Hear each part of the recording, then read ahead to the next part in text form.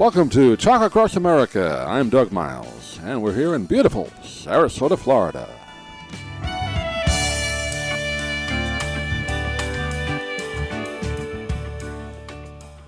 Joining us now on our Book Talk segment, great to welcome one of the co-authors. Very interesting book, very timely for this time of year, but it doesn't necessarily have to be. It's called The 7 Laws of Enough, Cultivating a Life of Sustainable Abundance. We're joined today by Gina Laroche. She's a very talented woman, co-founder of the 7 Stones Leadership Group. She's an executive coach, speaker, author, artist, and she's based up in the Boston, Massachusetts area. She joined us by telephone today. And Gina, good to talk with you. How are you?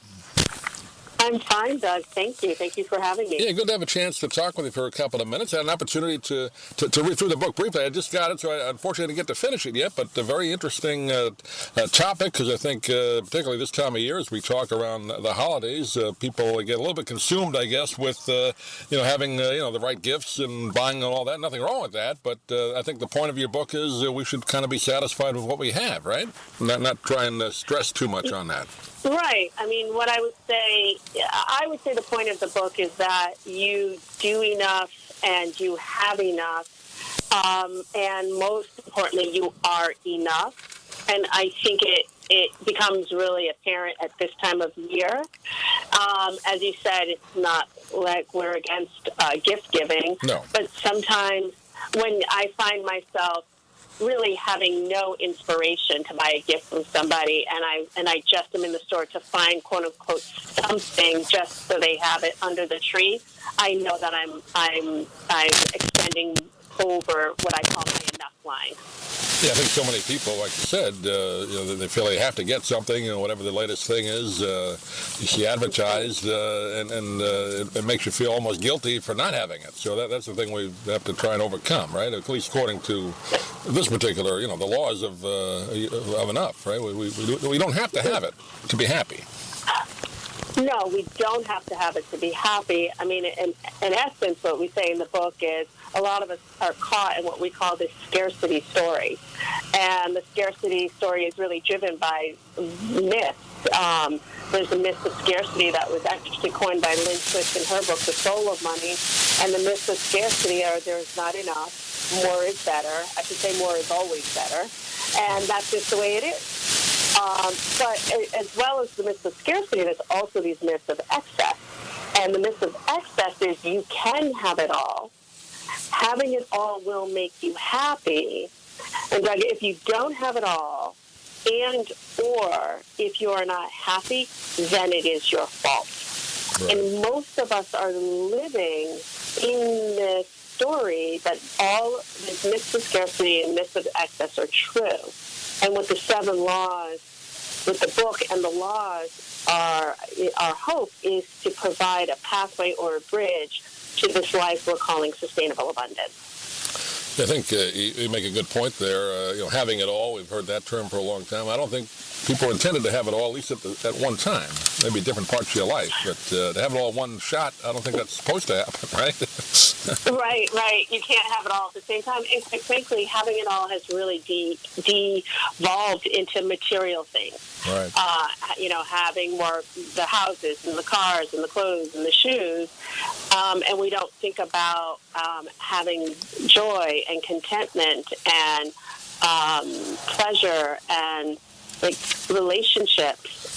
So we seem to think about all in this material plane, and we're hoping to expand you beyond that in your thinking. Talk about a couple of laws. We won't obviously go through all of them, but the first one, of course, stories matter. Talk a little bit about that one. That's interesting. Right. Well, essentially, we're all shaped by stories. Who we are, where we came from, where we are going, and those stories started actually pre-birth in utero. The story of who you are, your ancestors. We came over on the Mayflower, or we immigrated. We arrived on the boat with just the clothes on our back, and that's your family. So we all have these stories. Our religion, the religion we were raised in or not raised in, they shape us by stories. Whether, in America we were born in a democracy, that shapes us. If you meet someone who was born and raised in a communist country, they have different stories about who they are and where they came from. And we don't realize that this scarcity story in particular, but many stories are invisible to us. We are operating inside of these stories unbeknownst to us, and they are driving our lives. So it's kind of good to clarify that in your own mind first, right? What is your story, so you can move ahead? Right. Just take a step back and see if are you actually living your life from a story that you told yourself when you were 10 years old, right? Are you living your life from a story you told yourself because of what your college professor said to you 35 years ago? Yeah. And just really see what is running your life right now, and really what do you care about most? I know you work a lot with businesses. Did that kind of give you the impetus for this? Talk with people in business as an executive coach and all that? Or what gave you the idea? I know you wrote it also with Jennifer Cohen. What brought you together to write the book?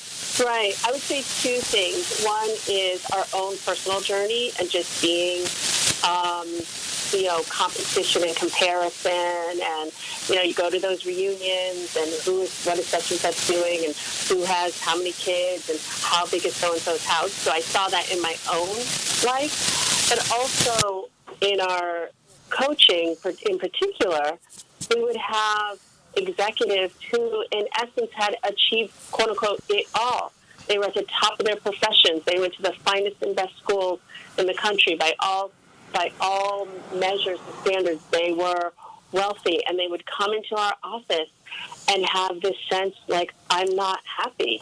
I've done everything I was told to do, and I can't believe this is it. And this profound, almost dissatisfaction that they could never say out loud, because from the outside, everything was perfect. Right. So we really just started investigating what is the cause of this. And then as we worked with clients and we in our transformational workshops, people asked us really to start capturing our practices and our thoughts in this book, which is, I often think of it almost like a journal.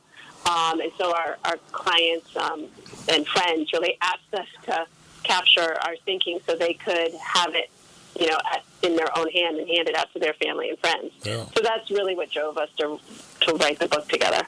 Have you found in your, working with different types of businesses, I guess all sizes, right? Small, medium, and large. What's the attitude nowadays as far as the work world goes? Is it this taking hold, these laws, or what do you think? It's interesting. I think the biggest issues that I'm seeing in this day and age is one of scarcity's biggest pain points is time. And almost all of the companies that we go to work for and individuals that keep saying, I need more time, I need more space, I have to breathe, I don't have time to think, I don't have the time to move. And most of the organizations that I'm working with, that is their biggest struggle. And when there is no time, it's very difficult to engage in this conversation. So we do this person by person, team by team.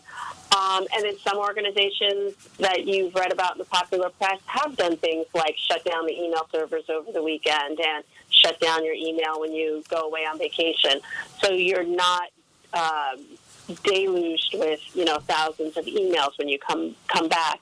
So some companies definitely see this as the way, and other companies are just struggling because they don't even have enough time to pause, to think about a new structure, a new possibility, or a new vision for the future. Yeah, good idea to turn those emails off on the weekend if you can. I agree with that one. Yeah. Well, it's a fascinating book. Again, they're called The 7 Laws of Enough, Cultivating a Life of Sustainable Abundance. And we've been talking with Gina Laroche today, one of the co-authors of the book. Gina, give out your website if you would. People get more information about the book. Sure. Our website is 7stonesleadership.com, and 7 is written out. And on the website, there's a scarcity assessment. So if you really want to see where you are in scarcity, we have a mini assessment there. And we also have an online course called Embracing Sustainable Abundance, which is a nice companion with the book that has Jen and me on video with meditations and a lot of the practices in the book that can walk you through on this path. And then finally, we're on Twitter, Facebook, and Instagram. And, we try to send out a lot of messages to help people just remember and pause on a day-to-day. Great. Well, Gina, pleasure talking to you. Hopefully we can do it again and get out of that cold New England weather and come to Florida and visit one of these days. Thanks for being with us. You're welcome, Doug, and my pleasure. We'll have to come down there someday. Great. Thank you.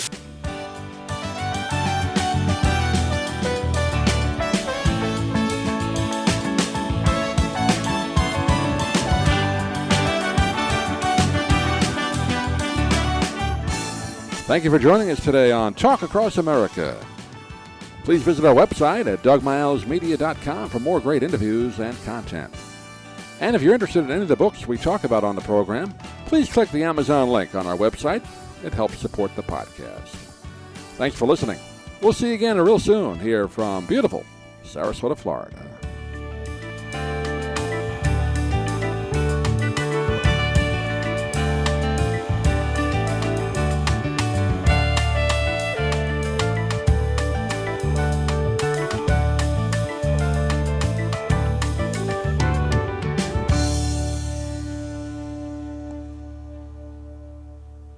I'm Stan Brock. 30 years ago, I formed Remote Area Medical to help people overseas. But then we found generations of families in America isolated by poverty from the health care they need. Together, we can take dental, vision, and medical help to 1 million adults and their kids, right here at home in the United States of America.